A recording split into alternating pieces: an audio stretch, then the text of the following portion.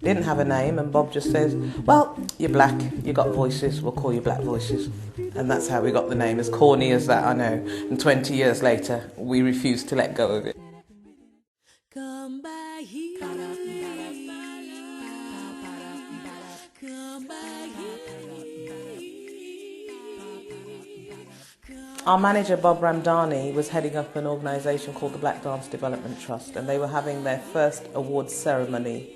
And really it was an organisation that celebrated African people's music and dance in this country. He said, Carol, you sing. Can't you bring a few of your mates along and just sing something on the programme, you know, break up the dance a little bit. They called us to open the evening, and the whole, you know, auditorium was on its feet, you know, clapping us. We were like, wow, was it that good? And then right at the end of the evening, they asked if there was any item that the audience would like to hear again. And they said Black Voices. We were like, wow! So we sang again. And I think out of that, we really thought, we've got something here.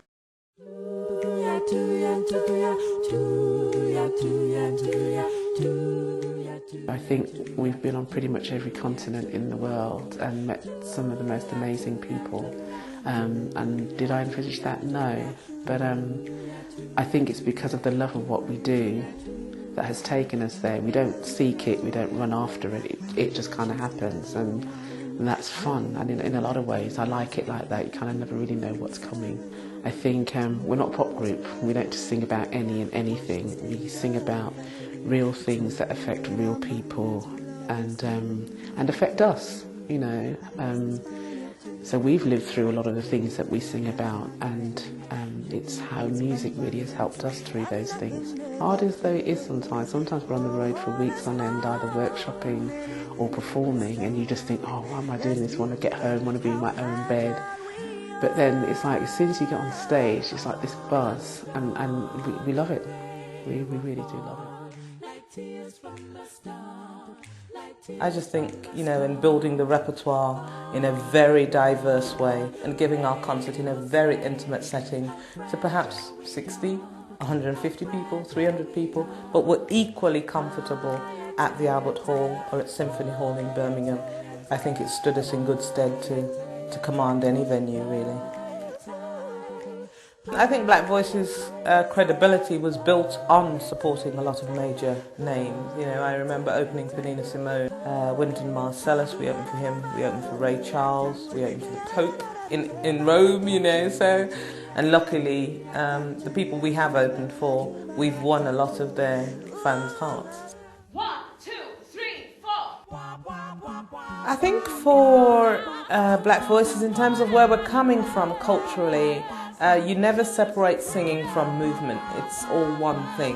However, when we do our little Motown thing or our little reggae numbers, it's nice to have a kind of choreographed dance hall feel about what you're doing. And so we have younger members of our team who are up on the latest moves, who will say, right, this looks good and it can work for any shaped body, so you will do this. And yeah, we have a lot of fun doing that. We enjoy moving around the stage, and I think that visually that's interesting for your audience anyway.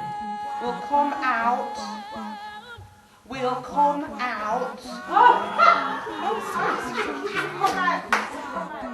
It is a fun experience. I think everything in Black Voices is fun. Everything in Black Voices is very new, certainly for me, in a lot of ways. I come from a fairly traditional church background, so you know, we don't dance that much and all that kind of thing. And I guess I'm the one who kind of knocks that system a little bit.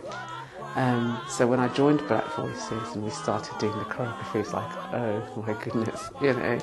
And then you realise you've got two left feet.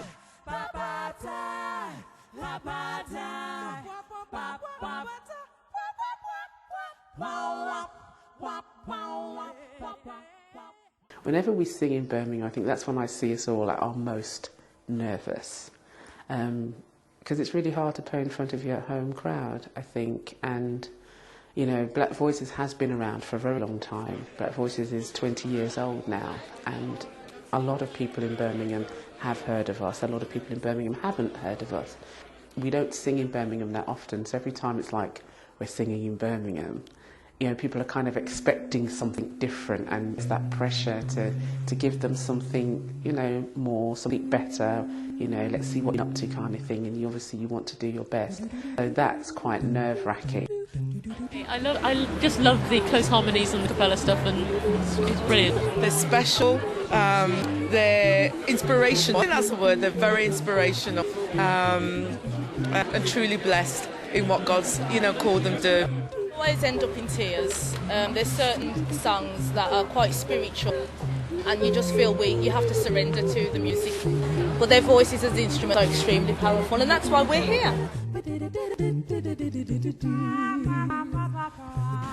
Very nervous because it's the hometown, and I think that's very telling actually, because Black Voices travel all over the world. We have no problem singing all over the world, but there's something about being in your hometown. I think there's a big expectancy from family, from friends, and then we've invited royalty very stupidly, so there's a lot of pressure.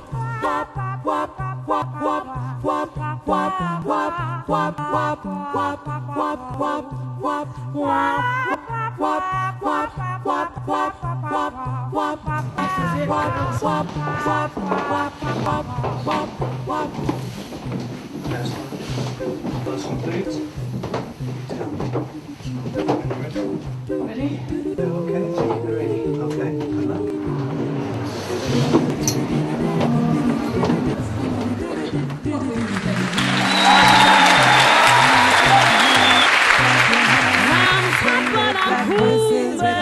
Nobody's fool. I keep my mind on that rhythm.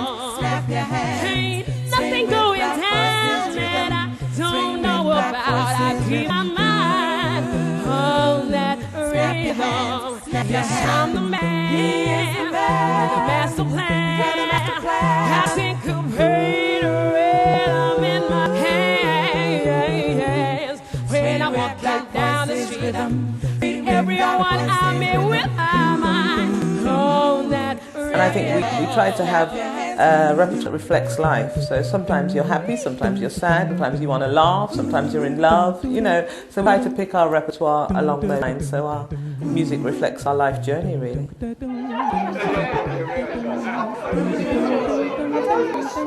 Their voices, instruments, the most instruments. Brilliant, that's amazing. Such unity, such emotion, absolutely fantastic.